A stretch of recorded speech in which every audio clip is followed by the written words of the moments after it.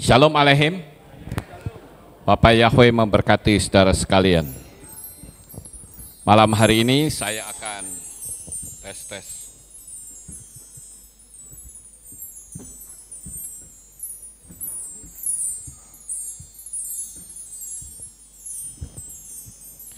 Saya akan lanjutkan, saudara-saudara, materi tentang pertanggungjawaban atas beberapa pernyataan dari orang-orang yang berusaha untuk mengcounter pengajaran tentang nama Bapa Yahweh. Kemarin kita sudah sampai di poin yang keberapa? 15. Jadi saya percepat saja ya saudara-saudara. Saya percepat supaya tidak memakan waktu.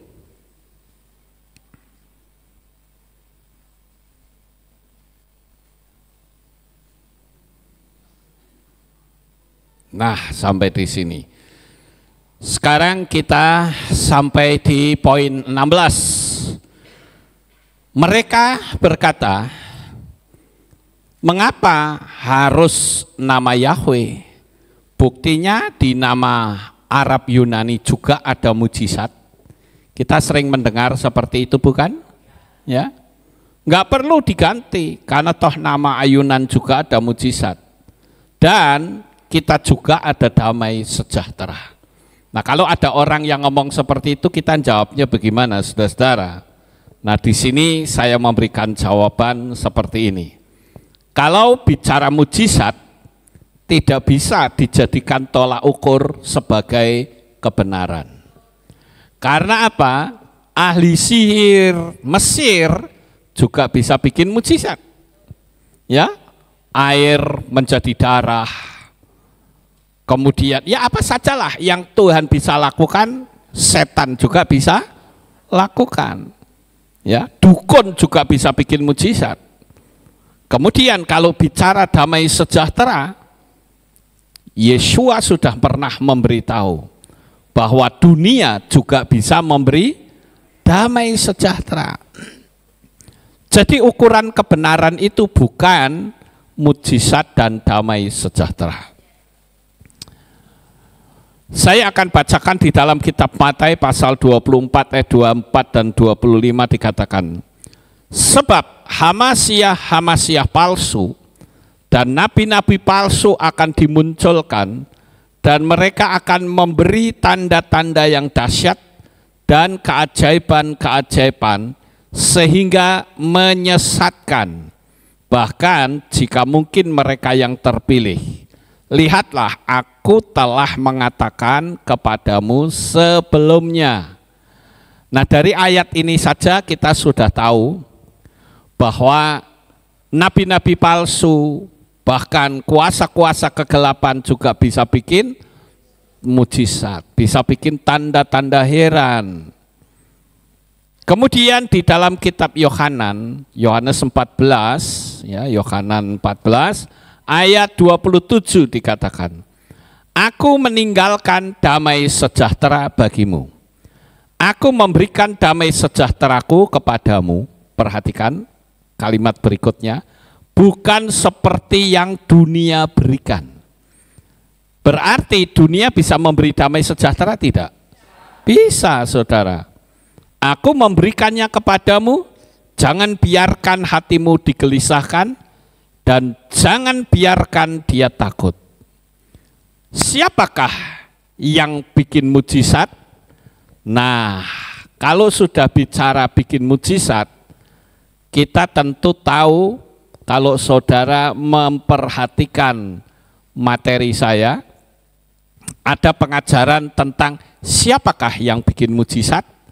Itu ada malaikat-malaikat yang bisa bikin mujizat, saudara. Nah, karena manusia itu tidak tahu, dia berpikir, oh itu si ayunan tadi. Padahal tidak, saudara. Tetapi para malaikat. Dan mereka banyak orang yang menganggap, oh ini ada mujizatnya. Wah ini pasti benar. Nanti dulu, saudara. Mujizat boleh banyak, tapi kalau tidak sesuai dengan apa yang tertulis, apakah kita mau percaya? Ya jelas tidak. Dan saya katakan ini dengan tegas sebab ini menyangkut keselamatan Bapak Ibu.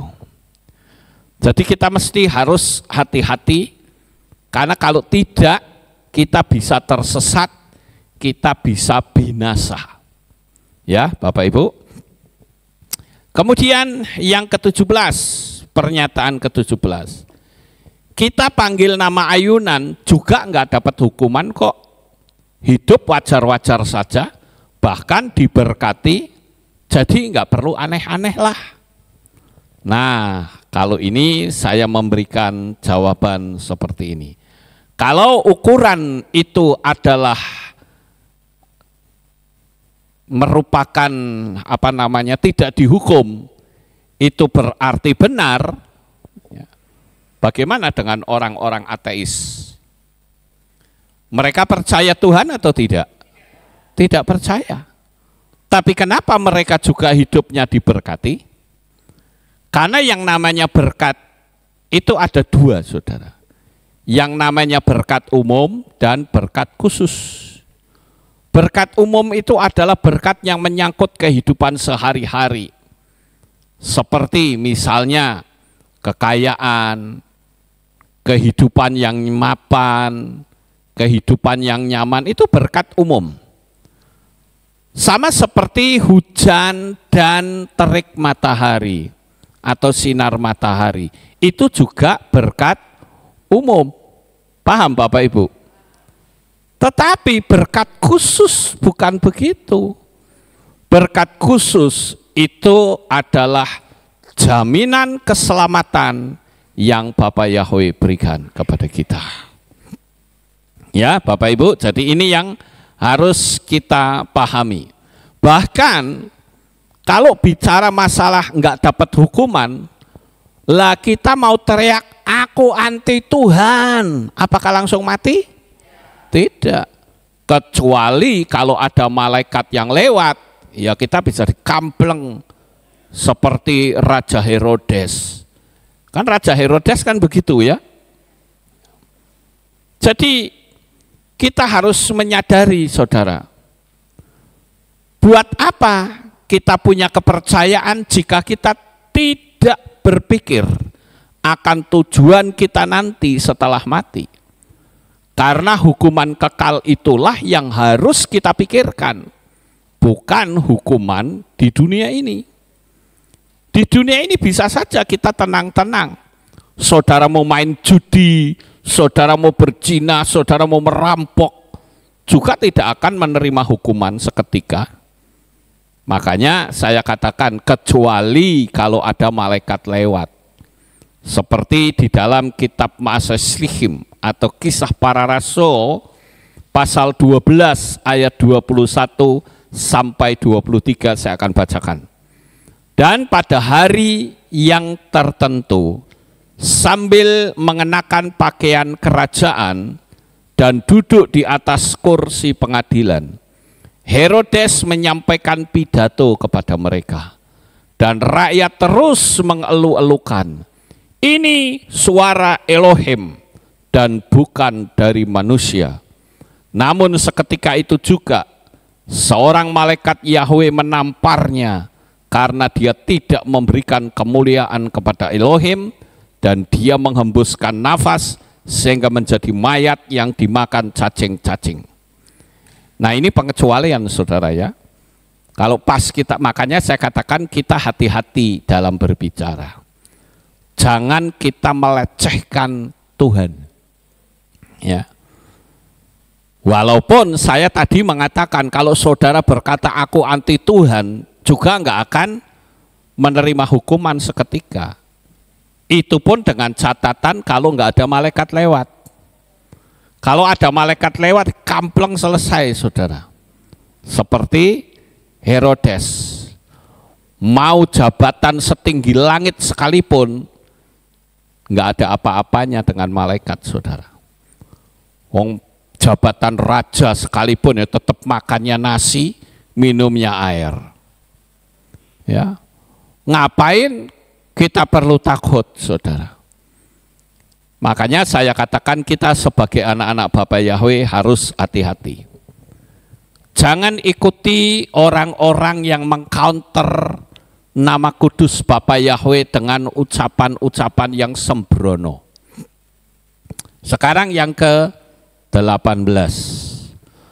Nah, mereka mengatakan begini, Tuhan itu saat memperkenalkan namanya itu Ehyeh Asher Ehyeh, nggak pernah ditulis nama Yahweh.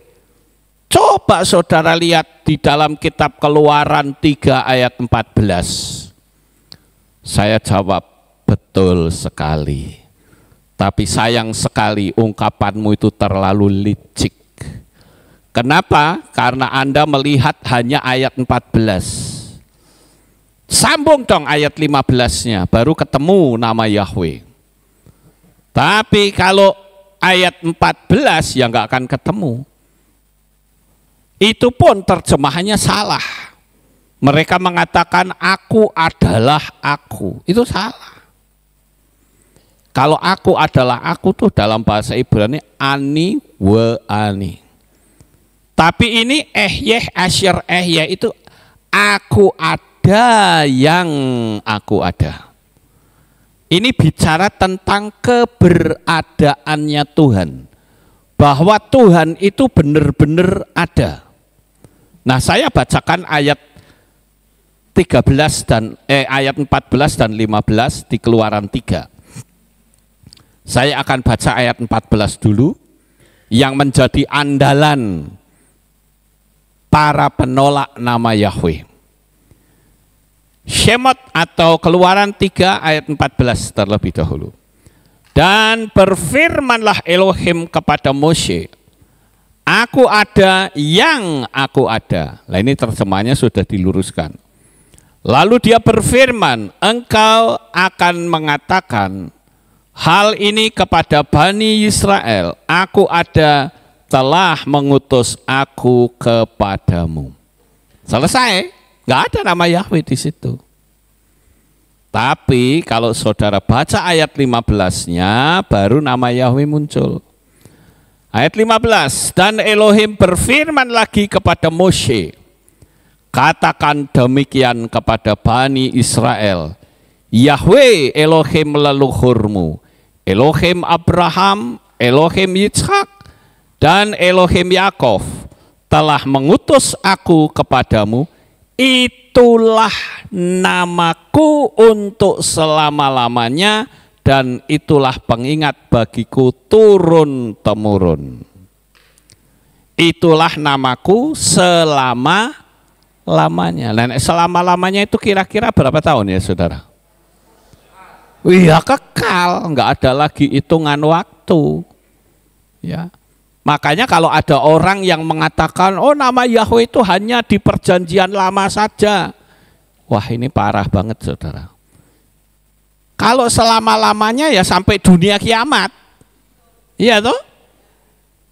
Ada lagi yang mengatakan gini, nama Yahweh itu kan zaman Moshe. Sebelumnya nggak ada itu nama Yahweh. Nah ini juga saya bilang Pak Pendetanya kurang informasi. Ya, karena nama Yahweh itu sudah mulai disebut sejak zaman Enos. Ya, zamannya siapa? Zaman Adam. Adam, Set, Enos kan begitu. Ya, nah itu ada itu ayatnya, saudara. Jadi kalau turun temurun itu artinya selama-lamanya sampai dunia kiamat, dari generasi sampai generasi. Tuhan memberitahukan namanya karena dia ingin bisa komunikasi dengan manusia, sehingga manusia bisa memanggil namanya turun-temurun dari generasi ke generasi. Bagaimana kerinduan Tuhan agar dia bisa komunikasi dengan manusia. Saya katakan orang bisu saja pingin komunikasi loh. Betul nggak saudara? Pernah nggak saudara bincang-bincang dengan orang yang bisu? Ya, mereka kadang kalau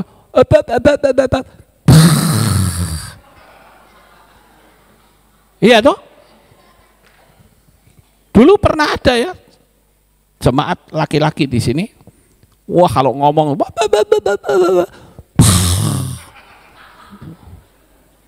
itu artinya apa? Artinya orang itu ingin berkomunikasi. Amin. Lah manusia yang ada kekurangan saja ingin komunikasi, apalagi Bapak Yahweh.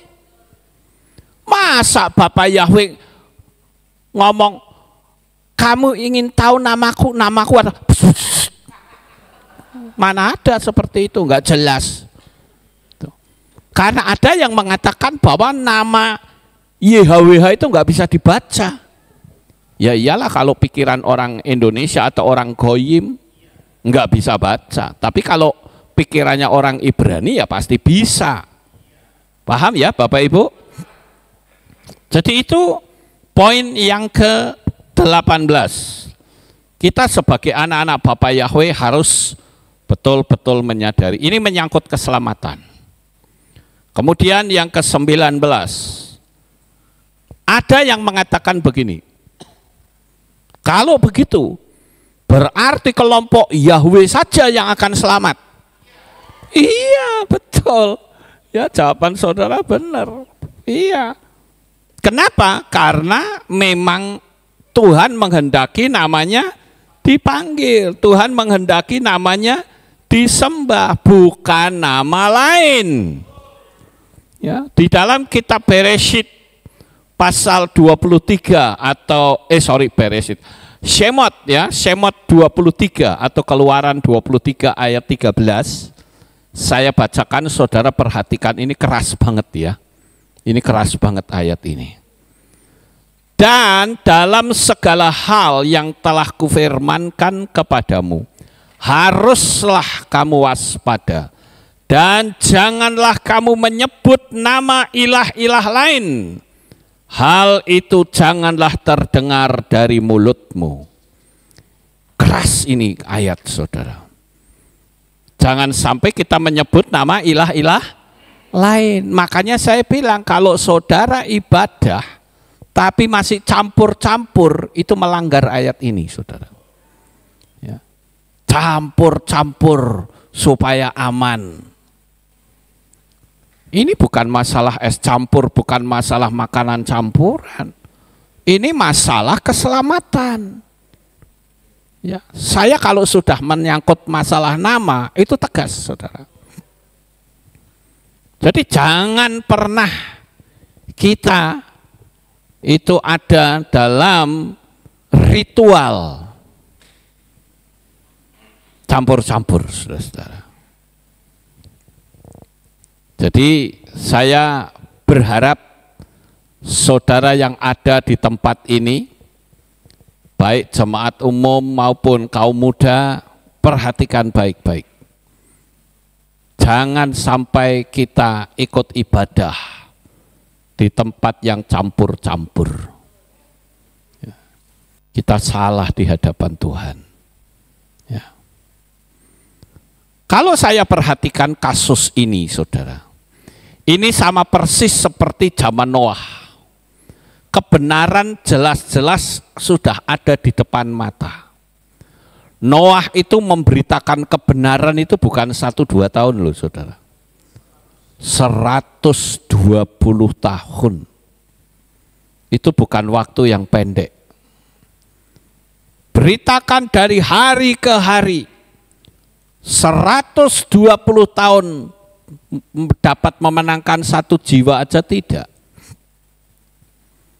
Hanya keluarga Noah aja yang selamat.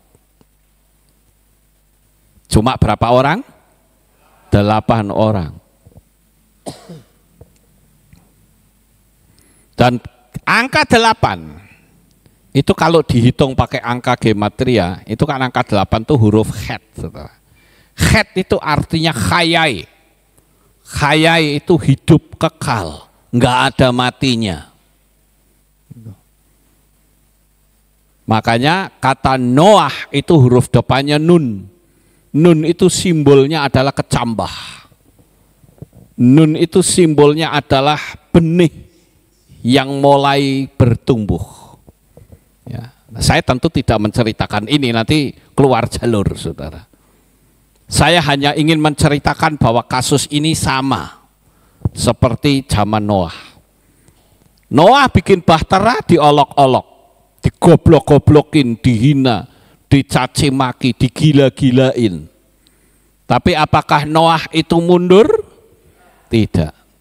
Dia melakukan apa yang Bapak Yahweh perintahkan. Noah juga korban perasaan. Noah juga dilecehkan setiap hari. Mungkin ada orang yang iseng, yuk kita nonton orang gila yuk. Ke atas, katanya lagi bikin bahtera, itu gila itu orang. Masuk logika aja tidak. Mana ada bikin bahtera di atas gunung. Emangnya banjir sampai ke gunung? Enggak masuk akal sama sekali. Sama seperti sekarang, saudara.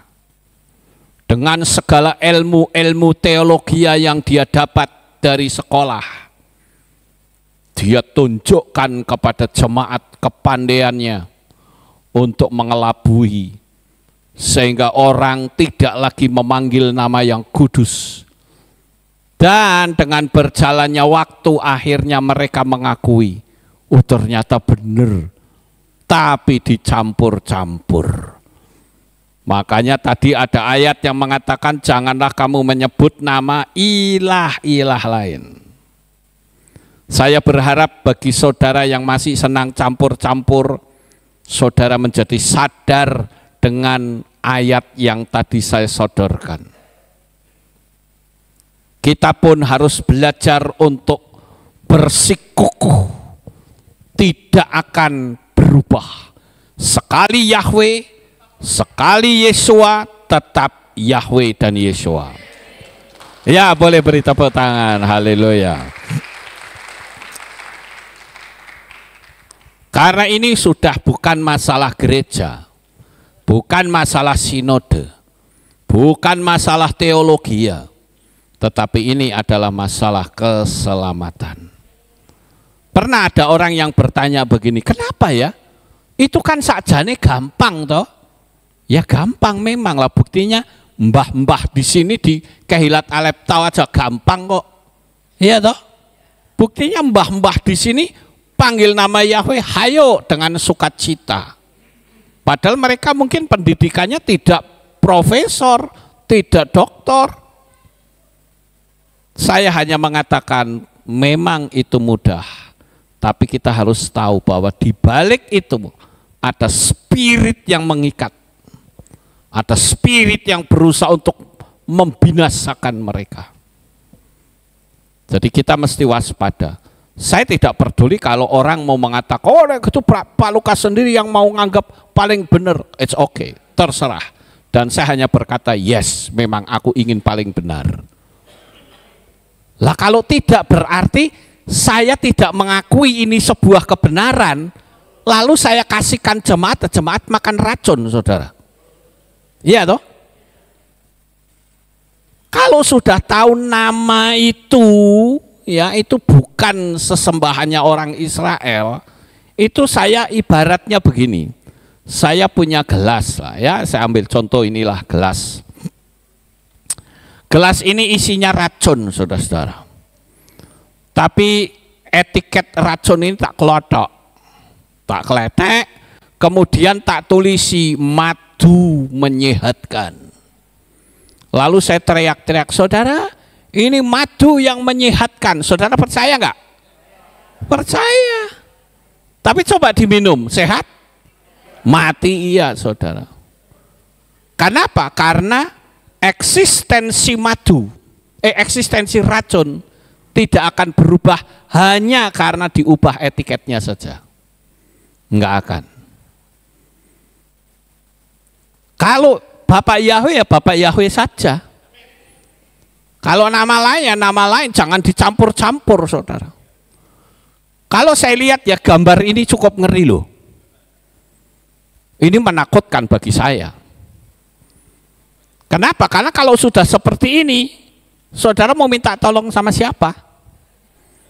Mau naik ke atas sono, bahtera, mau makan apa di sana? mati juga saudara. Makanya saya katakan ini waktu yang sangat pendek. Kita hidup di zaman akhir. Kalau sampai kita ketinggalan, saya bolak-balik ngasih tahu pada semua teman-teman, fokus kita itu hanya sampai rapture saja. Benar, sampai rapture saja saudara.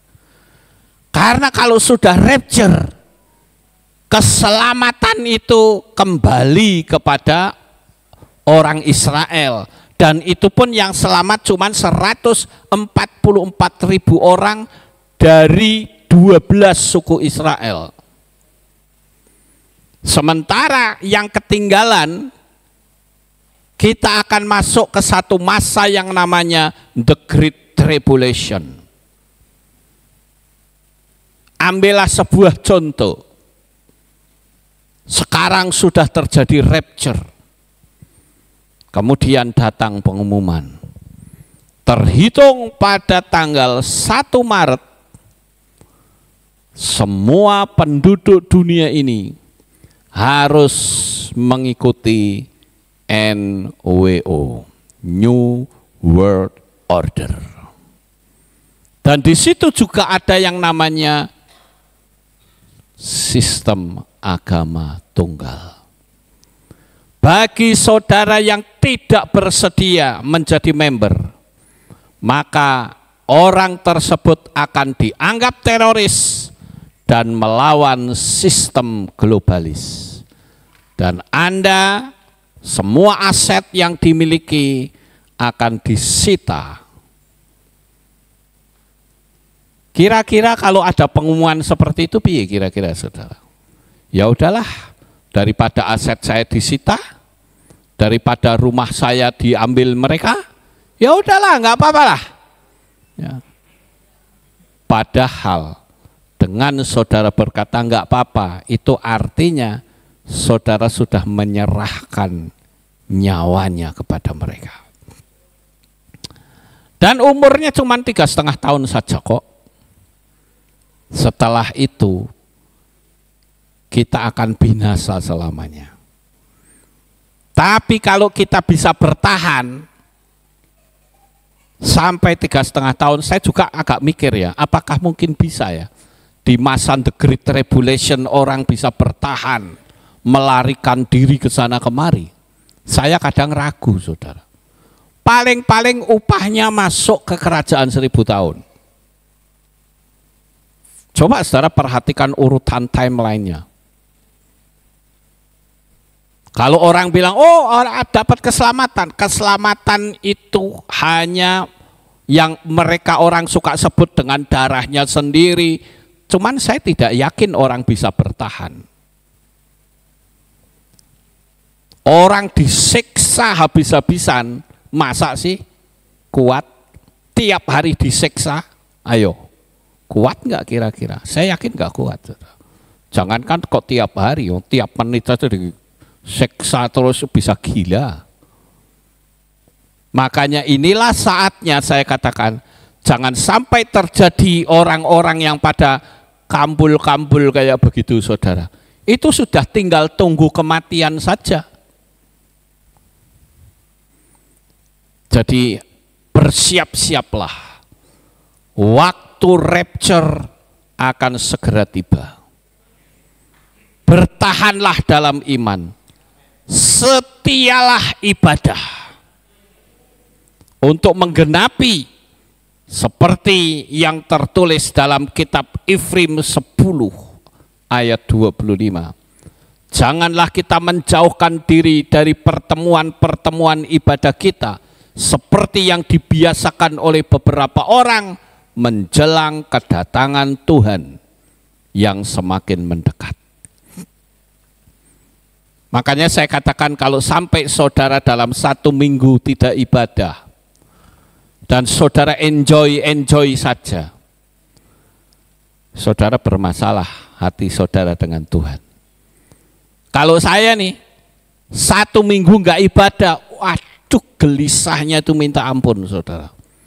Saya merasa hidup itu tidak ada artinya.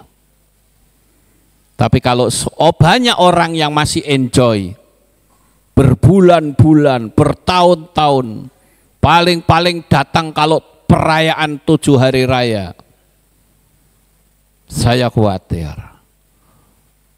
saudara ada dalam bahaya yang sangat besar. Ya. Kembali lagi kita akan lihat poin yang ke-20. Masalah nama Yahweh tidak perlu dipermasalahkan karena Tuhan itu tahu isi hati kita. Pernah dengar? Ya. Makanya saya cuplik beberapa pernyataan yang umum disampaikan di mana-mana. Nah, kita memberi hak jawab. Ya. Masalah nama Yahweh nggak perlu dipermasalahkan karena Tuhan itu tahu hati kita. Nah, di sini saya tunjukkan kesalahannya adalah menganggap yang mempermasalahkan itu kelompok pengagung Bapa Yahweh. Itu salah. Yang mempermasalahkan itu ya Bapak Yahweh-nya sendiri. Paham Bapak Ibu? Jadi jangan sampai saudara itu pengagung Yahweh itu yang sering mempermasalahkan. Anda keliru. Bukan kami yang mempermasalahkan, firman-Nya yang mempermasalahkan. Tadi saja kita baca ayat supaya jangan kita menyebut nama ilah lain. Nah, kalau nyebut salah apa tidak? Salah. Kecuali kalau kita menerangkan. Mau nggak mau pasti disebut. Paham ya Bapak Ibu? Itu kesalahan pertama adalah menganggap yang mempermasalahkan adalah kelompok pengagung Bapa Yahweh. Dan yang kedua adalah karena Tuhan tahu isi hati kita. Nah, ini juga salah saudara. Kenapa? Karena saya katakan orang ini gagal paham. Kenapa kita selalu ingin dipahami oleh Tuhan, tapi kita nggak pernah memahami isi hati Tuhan itu maunya apa? Paham nggak Bapak Ibu? Tuhan engkau harus tahu dong. Tapi orang tidak pernah mikir Tuhan itu punya keinginan seperti apa, kita tidak mau melihat hal seperti itu. Jadi sekali lagi yang mempermasalahkan itu adalah dia sendiri yang memiliki nama yang justru diganti-ganti dengan nama asing. Saya akan bacakan di kitab Yeremia pasal 23 ayat 26 sampai 27. Sampai kapan hal ini ada di dalam hati para nabi yang menubuatkan dusta? Wow, nabi pun bisa menubuatkan dusta, saudara.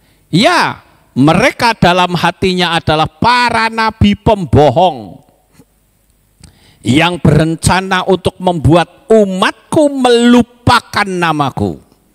Perhatikan kata melupakan namaku. Dengan mimpi-mimpi mereka yang mereka ceritakan seorang kepada sesamanya sebagaimana yang leluhur mereka telah melupakan namaku karena Baal. Ada pendeta yang mengatakan, saya turun naik surga. Saya tanya siapa nama Tuhan. Sampai ngoko lagi ngomongi. Han Tuhan, aku pengen ngerti namamu ki jenengmu ki sapa sakjane. Dan Tuhan menjawab, aku itu ndang sapa wae gelem.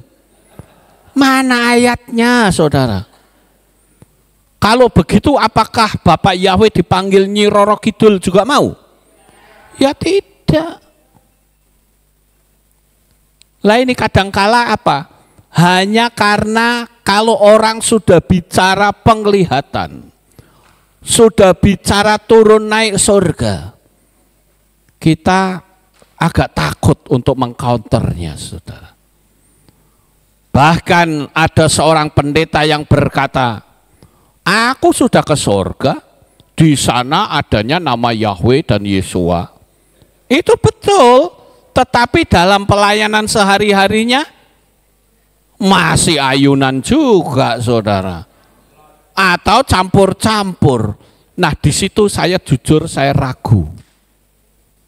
Kalau betul dia ketemu Bapak Yahweh, dia melihat kemuliaan yang begitu dahsyat, dia tidak akan berani sebut nama sesembahan lain. Nyalinya akan puluhan kali lipat dari nyali saya. Paham Bapak Ibu? Karena apa? Dia sudah melihat kemuliaan kok. Saya katakan dengan sejujurnya, saya belum pernah melihat yang namanya wajah Bapak Yahweh seperti apa. Tapi saya dalam mengimani, saya saklek, saudara. Saya tidak main-main.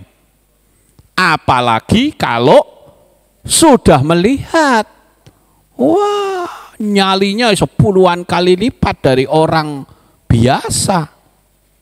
Lu siapa? Gua sudah lihat tuh dahsyatnya kemuliaan Bapa Yahweh. Kan begitu, saudara. Makanya saya katakan, kita mesti berhati-hati dengan adanya pernyataan-pernyataan.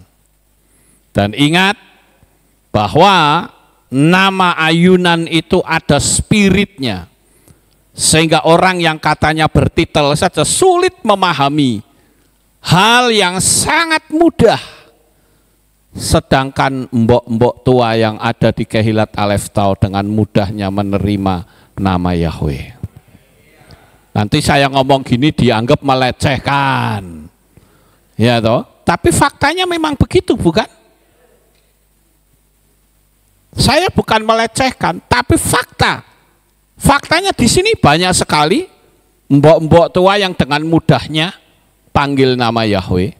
Bahkan ketika ada orang yang kepelicut ngomong sesembahan lain saja, jangan itu salah, yang benar itu Yahweh, Yesua. Coba, hebat gak saudara? Makanya saya katakan kita mesti hati-hati. Dan memang saya juga akhirnya berpikir, karena ini ada unsur anugerah dari Bapa. Sekaligus kita tahu tingkat kekristenan yang ada di Indo yang ternyata hanya kebiasaan saja dalam menjalani ibadah. Kadang-kala orang berkata, ayo kita jadi pelaku firman, tapi giliran kebenaran dinyatakan, nggak mau. Lalu kapan pelaku firmannya? Sampai di sini saudara bisa tangkap nggak? Nah sekarang kita lanjut. Poin yang ke-21.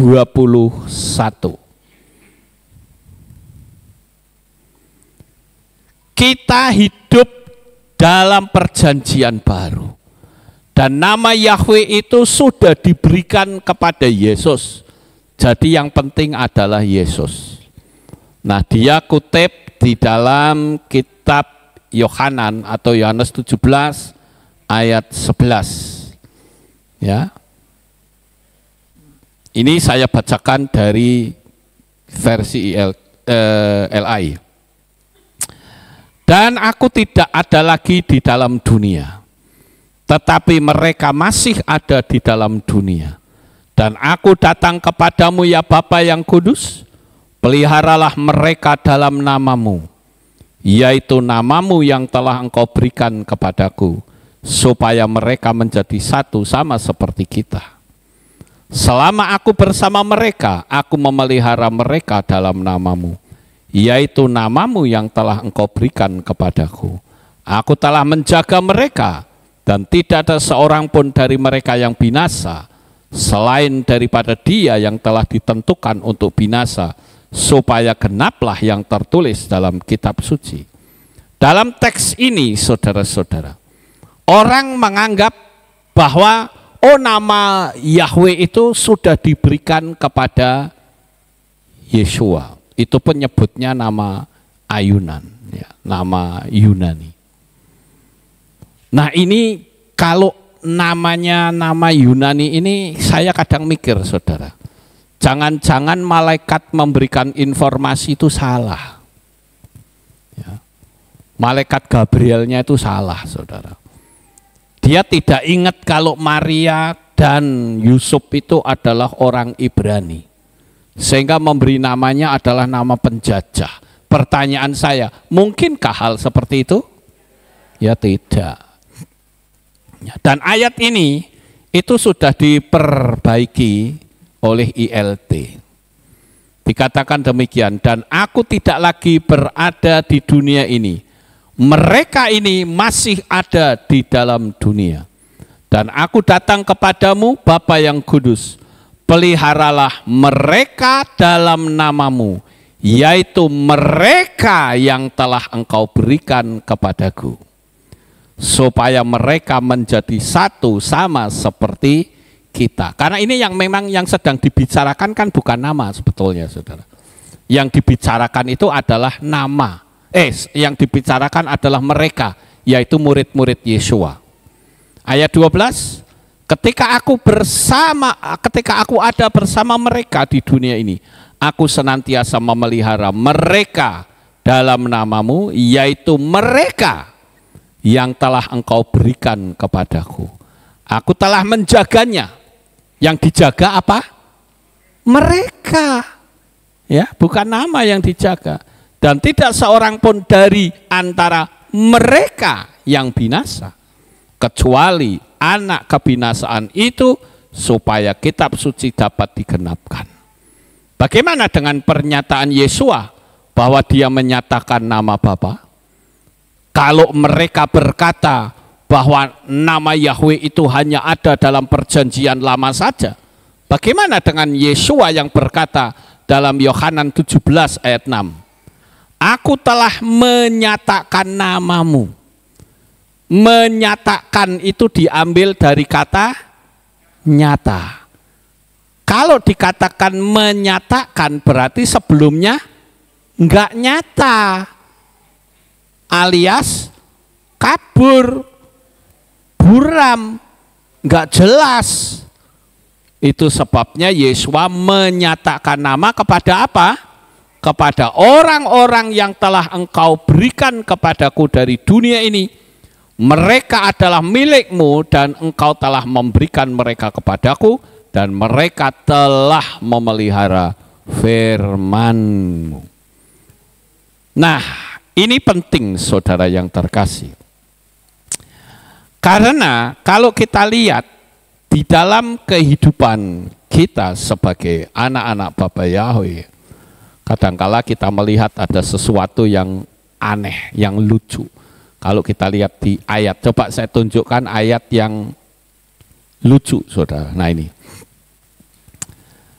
di poin 22, ada pendeta yang mengatakan begini, kita harus yakin apa yang Lai tulis itu pasti benar, karena diterjemahkan dengan urapan Roh Kudus. Itu pernyataan mereka. Dan saya katakan, coba renungkan baik-baik ayat ini.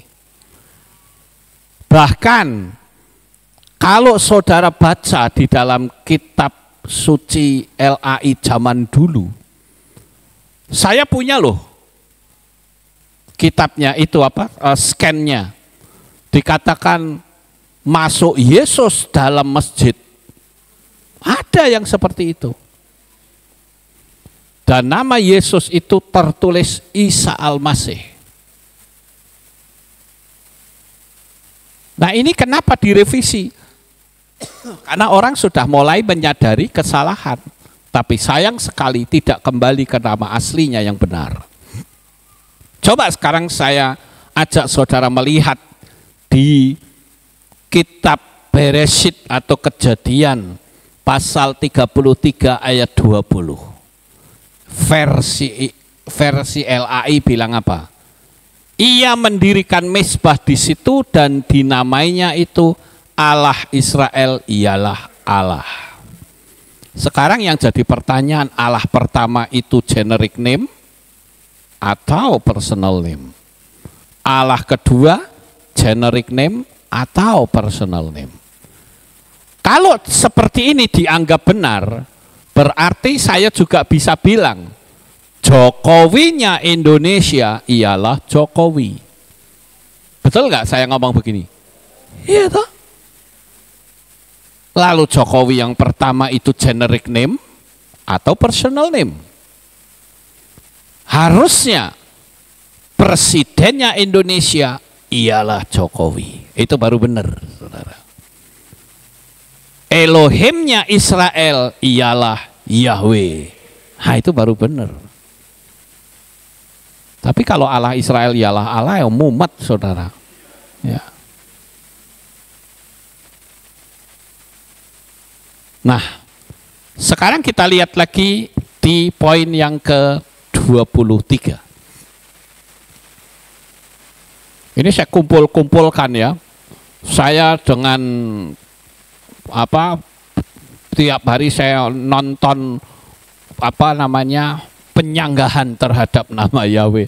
Tak kumpulin, saudara. Ini sudah. Tapi saya pikir kita selesaikan sampai 25 saja.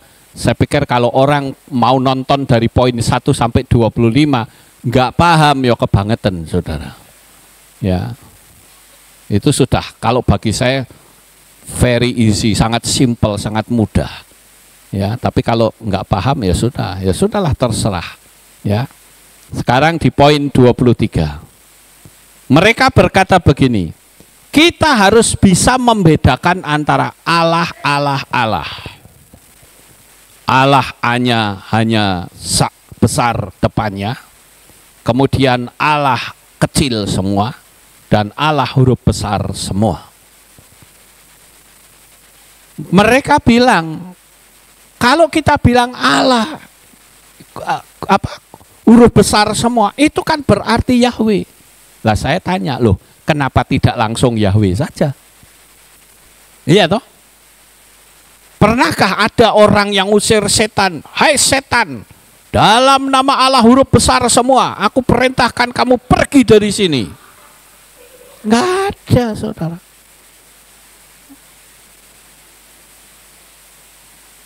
Apakah setan itu mau tahu? Setan, kamu harus ngerti ya, kalau saya ngomong Allah itu berarti Allah huruf besar semua loh. Nggak bisa begitu, saudara. Kalau ngusir setannya kita tinggal, hai setan, dalam nama Adonai Yeshua HaMashiach, pergi kamu. Kayak gitu saja. Ya. Jadi kalau penerangan yang mengatakan Allah huruf besarnya satu cuman depan, itu artinya Tuhan.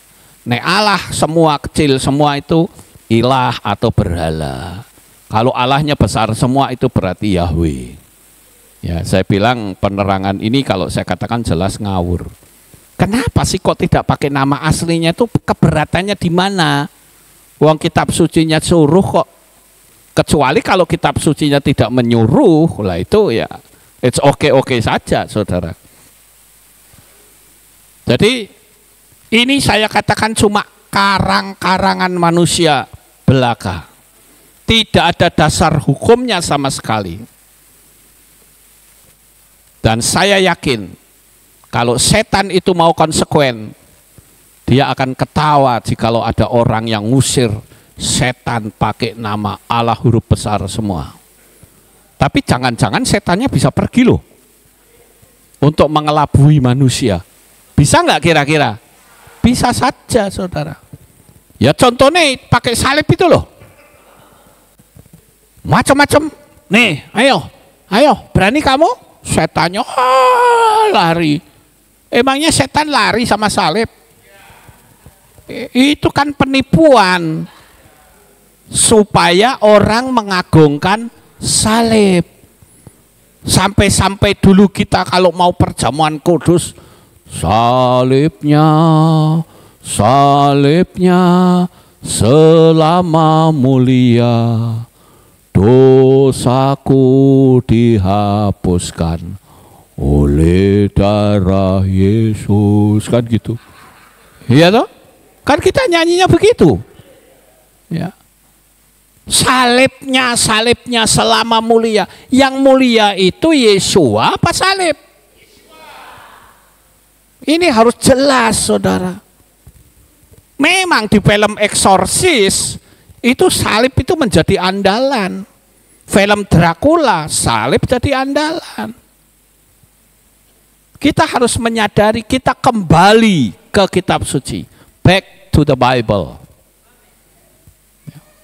Jangan anut kata banyak orang, saudara.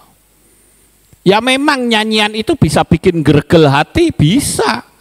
Apalagi kalau kita membayangkan bagaimana Yesus sampai mengorbankan dirinya berdarah-darah, kita bisa nangis. Tapi kalimat depannya itu harus diperbaiki. Amin. Ya.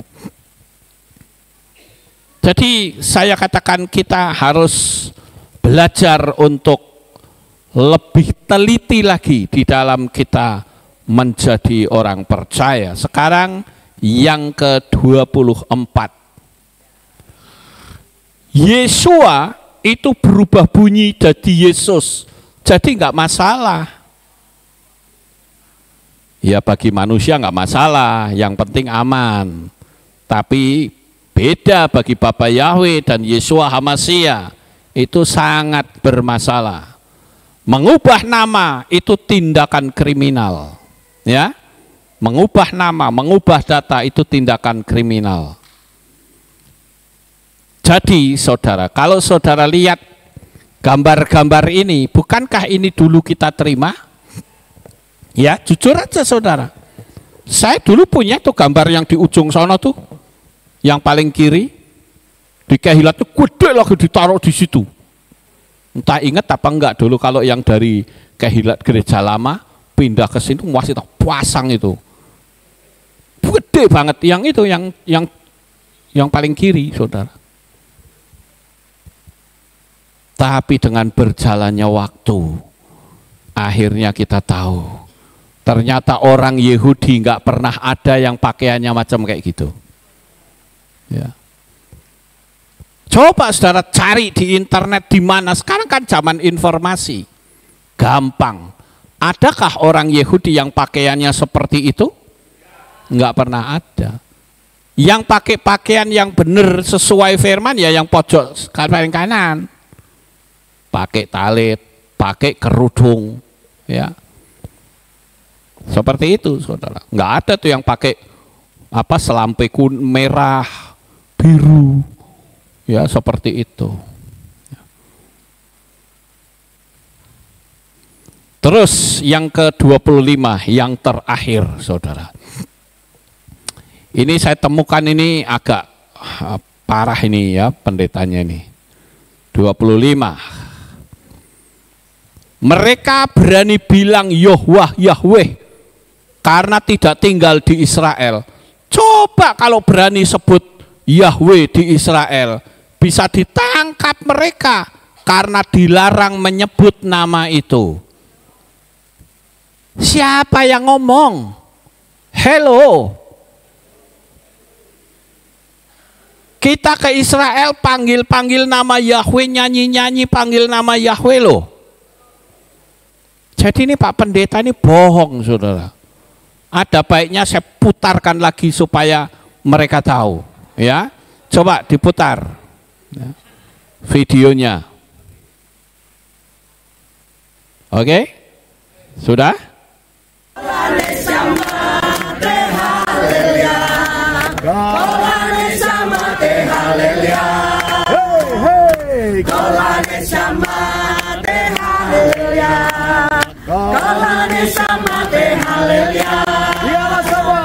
Biarlah semua yang bernafas memuji nama siapa? Memuji nama Yahweh. Kan jelas namanya disebut. Biarlah semua yang bernafas memuji nama Yahweh. Katakan haleluya. Haleluya. Haleluya. Tuhan yang selamat, haleluya. Haleluya. Haleluya. Haleluya. Tuhan yang selamat, haleluya. Tuhan yang selamat, haleluya. Tuhan yang selamat, haleluya. Haleluya. Tuhan yang selamat, haleluya. Tuhan yang selamat, haleluya. Biarlah semua yang bernafas, biarlah ada yang syuting orang Yahudi lagi. Memuji nama Yahweh, biarlah semua yang bernafas memuji nama Yahweh. Semua berkata haleluya, haleluya. Tuhan Nishmate haleluya, haleluya, haleluya. Tuhan Nishmate haleluya. Sekali lagi, Tuhan Nishma. Tuhan Nishmate haleluya. Tuhan Nishmate haleluya. Tuhan Nishma. Tuhan Nishmate haleluya. Tuhan Nishmate haleluya. Biar semua yang bernafas, biarlah semua yang bernafas memuji nama siapa? Memuji nama Yahweh. Biarlah semua yang bernafas memuji nama Yahweh. Semua berkata dengan keras haleluya, haleluya. Tuhan Nishmate haleluya, haleluya, haleluya. Tuhan Nishmate haleluya, haleluya, haleluya, haleluya. Tuhan Nishmate haleluya, haleluya, haleluya. Yang kencang saudara, Tuhan Nishmate haleluya.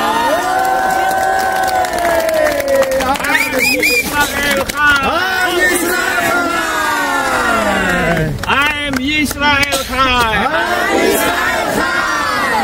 Hallelujah. Shalom. I'm from Indonesia. Di sini saya diwawancarai juga. Saya panggil nama Yahweh, saudara. 73. Yeah. And I come to Israel because I love so much Israel. Ani Ohevet at Israel. And I will always obey the word of God that in Bible, especially in Bereshit chapter 12, say that who will bless Israel will be blessed. And I always pray for Israel, even though almost all Indonesian people curse Israel, but me, no. I always pray for Israel, and I pray for IDF, that IDF always as a winner. Yeah, and even though I can sing Hatikvah, you know, in my channel YouTube, I sing Hatikvah because I love so much Israel. And I still make a big kehilat in Indonesia. Just now, I heard that a translator use Allah, but me no. I always say that our Heavenly Father is Yahweh. And because I know in Bible say in Tifra Hayamim Aleph, chapter 16, verse 8, say, Hodu la Yahweh kir upismo. Now, I will say that I always make the name of God. Many people in the world must be know that our Heavenly Father Yahweh is the great, powerful name. One more time I say that I, Lucas Sutrisno, is always love Israel all the time. I pray all of this country. Hallelujah. Hallelujah. Thank you so much. And what about the museum? Did you like your experience? Oh yes, this museum is very, very great. Yeah, and so many laugh. I always will be cry when I say that video is very good. Me too. Always, each and every time, I cry. Yes. Thank you so much for visiting us, and hopefully we will see you and another groups from Indonesia for many more years here in Israel. Thank you. Thank you so much. Thank you so much. Okay, God bless you. Saudara lihat, saya di sana pun memberitakan nama Yahweh loh. Ya. Kalau saudara lihat di situ ada orang-orang yang men-shouting kita waktu nyanyi-nyanyi Kol Hane Samate Haleluya. Ya. Siapa bilang Pak Pendeta yang mengatakan bahwa kalau sebut nama Yahweh itu apa? Ini tadi kempersek karena baterainya hampir habis. Nah, Bapak Ibu, siapa bilang kalau panggil nama Yahweh di Israel ditangkap polisi? Ayo. Ini bohong ini Pak Pendeta ini. Ya.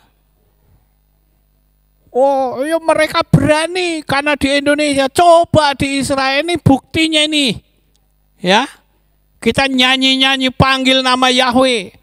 Bahkan pada waktu saya diwawancarai tadi yang sebelah sini, ya, itu saya panggil nama Yahweh. Nama Yahweh berulang kali disebut, baik di tembok ratapan dan di mana saja. Kok nggak ada yang nangkep, saudara? Jadi kalau membohongi jemaat, ya jangan kelewatan dong. Kasihan jemaat yang nggak tahu apa-apa. Bahkan untuk tahun yang lalu saja, kalau saudara lihat itu di sebelah sana yang paling kiri, itu kan tour leader kita itu namanya Alex dari Ukraina. Ya, hasil aliyah dari Ukraina. Setiap kali saya mau panggil nama Yahweh, dia agak menghindar gitu. Saya cari kesempatan kapan saya bisa ngomong sama dia gitu. Akhirnya kesempatan itu kami dapatkan, saudara. Yaitu ketika ada di kapal. Ini waktu di kapal itu, ya, waktu nyanyi-nyanyi di kapal. Saya langsung tanya pakai mic, saya terang-terangan, saudara. Saya tanya kepada Alex, saya bilang, Alex, why are you so scared when you call our Heavenly Father Yahweh? Why? Dia cuma cengar-cengir. Saya bilang, this is the first time Gentile teaching Jewish. Semua orang pada ketawa, saudara. Ya. Saya katakan, kenapa kita mesti takut? Ya, kita nggak perlu takut. Faktanya, ketika kita ada di Kampung Sefat, ya, di Kampung Sefat kita belajar Kabalah di sana. Kabalah itu ada dua, saya ceritakan dulu. Kalau Kabalah itu ada dua, yang nyembah setan dan yang nyembah Bapa Yahweh. Yang nyembah Bapa Yahweh itu ada di Israel, di Kampung Sefat. Sementara yang nyembah setan itu adanya di Perancis pusatnya. Gerejanya banyak simbol-simbol ular, setan dan sebagainya. Nah, ketika kami ada di Kampung Sefat, yang terjemahkan kan Jameson waktu itu. Begitu mereka bilang Hashem, Jameson bilang Yahweh. Mereka bilang apa? Haleluya, haleluya. Mereka berkata begitu, saudara. Enggak marah. Panggil lagi Hashem, Jameson terjemahnya Yahweh. Dia jawab apa? Amin, amin, amin. Jadi sebetulnya mereka itu rindu. Cuman hanya ya model kayak di Indonesia. Makanya saya katakan ini Pak Pendeta ini bohongnya kelewatan. Ya, saya jadi teringat ya beberapa peristiwa yang terjadi yang dikhotbahkan pendeta. Sampai saya itu kenapa sampai saya pernah masuk ke Gunung Kawi, saudara. Itu karena ada pendeta yang khotbah dulu, saya ingat dulu. Saudara, di Gunung Kawi itu ada pohon yang tinggi besar rimbun, namanya pohon to. Dan kalau orang kejatuhan buahnya, dia akan kaya raya. Saya penasaran, pohon to kaya apa gedene sepiro? Pas waktu ada retreat saya ke Gunung Kawi, saudara. Saya ajak teman, saya nggak mau sendiri. Nanti kalau sendiri ketahuan orang, lah di sini repot saya. Saya bawa teman. Ya. Saya waktu itu dicegat sama orang yang 10 tangannya pakai cincin semua. Jenggotnya panjang putih. Ya. Potong kambing potong kambing. Saya bilang enggak. Cari keselamatan enggak, aku sudah dapat keselamatan, saya bilang gitu. Ya udah, jadikan saya guide di sini. Oke, kalau itu saya mau. Tolong tunjukkan saya di mana pohon to. Dia ajak jalan saya, kemudian berhenti, mana pohonnya? Nih, ini, iya, ini, iya. Loh, katanya pohon to itu tinggi besar. Ini pohon tonya. Ya ampun, tingginya berapa? Seperti pohon kresem, saudara. Di situ memang ada encim-encim sedang duduk, ya, nungguin buahnya jatuh. Tapi katanya nggak mungkin buah itu jatuh, karena kalau sudah berbuah itu buahnya kayak mengeras begitu, nggak mungkin jatuh. Kecuali nek ditotol manuk, lah itu lain, ya. Jadi saya bilang ini banyak pendeta-pendeta kalau khotbah tanpa data, saudara. Yang penting ngomong. Saya jadi ingat lagi dulu tahun 1986, 86 atau 84, saya baru ingat, saudara. Itu ada seminar pertumbuhan gereja di Gedung Granada, Jakarta. Saya datang. Waktu itu ada seorang pendeta yang menerangkan dengan panjang lebar tentang pohon anggur. Setelah seminar selesai, pendeta itu berkata di depan 11.000 orang loh, saudara. Siapa yang ingin bertanya? Ada satu orang di belakang sana. Ya Pak, silakan, dikasih mic. Orang itu berkata, maaf Pak, penerangan Bapak itu salah, katanya.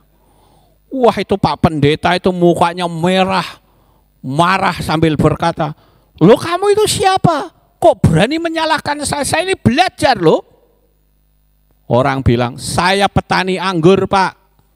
Mateng, saudara, ketemu pakarnya, ya.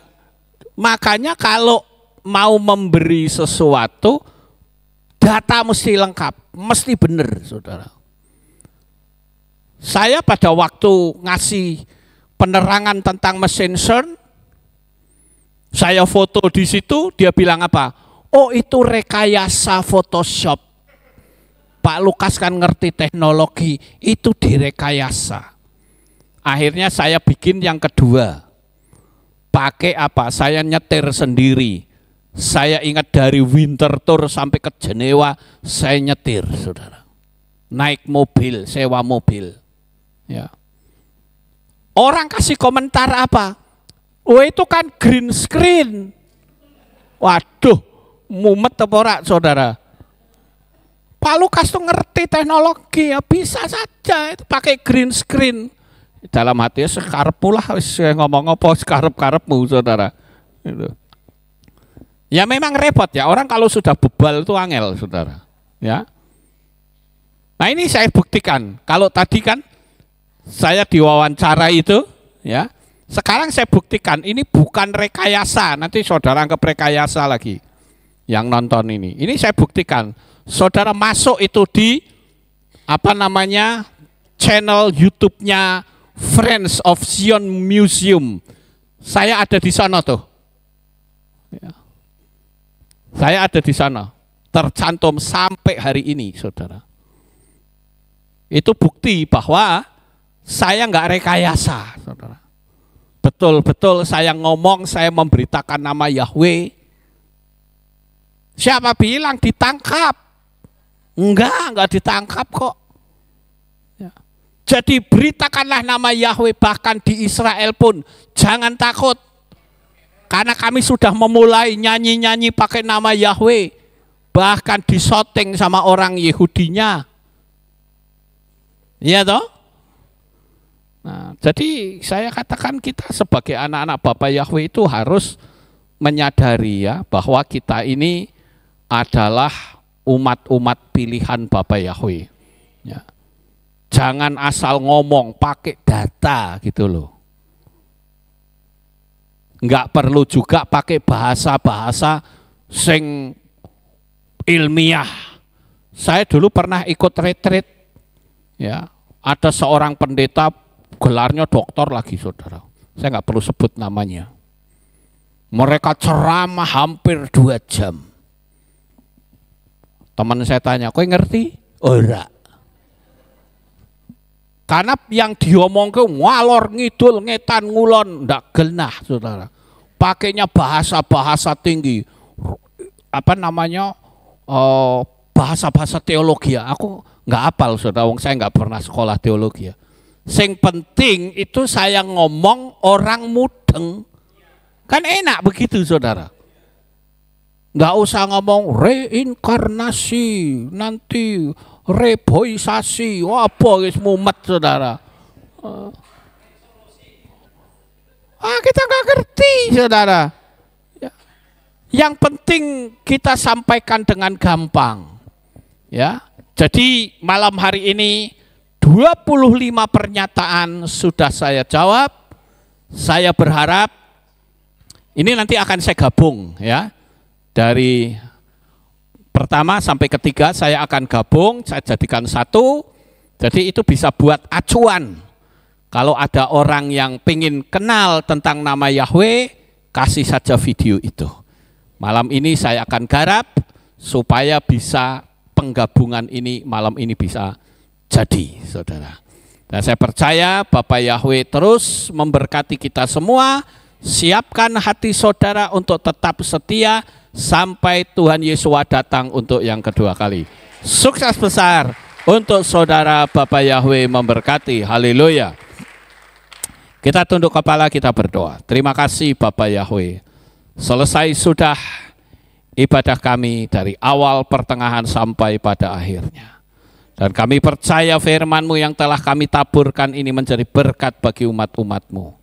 Sehingga mereka semakin memahami akan nama kudus Bapak Yahweh yang maha kuasa yang harus kami pertahankan sampai kedatangan Tuhan untuk yang kedua kali. Karena kami tahu ini adalah jaminan keselamatan. Terpujilah Engkau Bapa, di dalam nama Adonai Yeshua HaMashiach kami sudah berdoa. Amin. Tidak ada pengumuman, kita akan akhiri. Mari kita bangkit berdiri, kita tutup dalam doa. Terima kasih Bapak Yahweh, selesai sudah ibadah kami dari awal, pertengahan sampai pada akhirnya. Sebentar lagi anak-anak-Mu akan pulang ke rumah mereka masing-masing.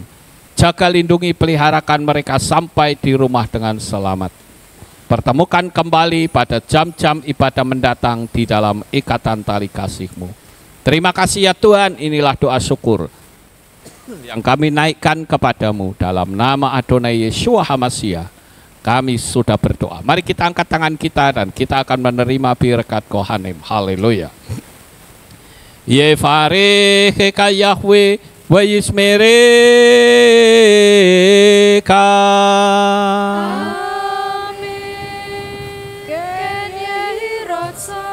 Yair Yahweh panau eleka wikuneka.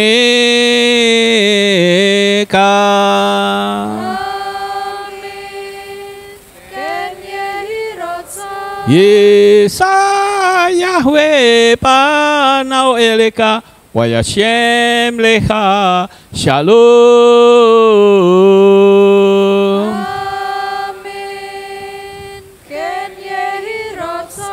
Baruk atapair ufaruk atapasadeh. Engkau akan diberkati di kota dan kau akan diberkati di ladang. Amin. Baruk peripit neka ufriat matka ufri fahem teka syekar ala pekawa esterotsoneka. Diberkatilah buah kandunganmu, diberkati hasil bumimu, diberkati hasil ternakmu, anak-anak lembumu dan anak-anak dombamu. Amin. Baruk tanah kaum misyarteka, diberkatilah bakulmu dan tempat adonan. Amin. Baruk ata boboy kau faruk ata betseteka, dan kau akan diberkati pada waktu kau masuk. Dan engkau akan diberkati pada waktu engkau keluar. Amin. Baruk ata Yahweh Elohenu melek haolam. Besem Yeshua Hamasya Waruah HaKodes Kile Olam Faed. Kami sudah berdoa dan mengucap syukur. Haleluya.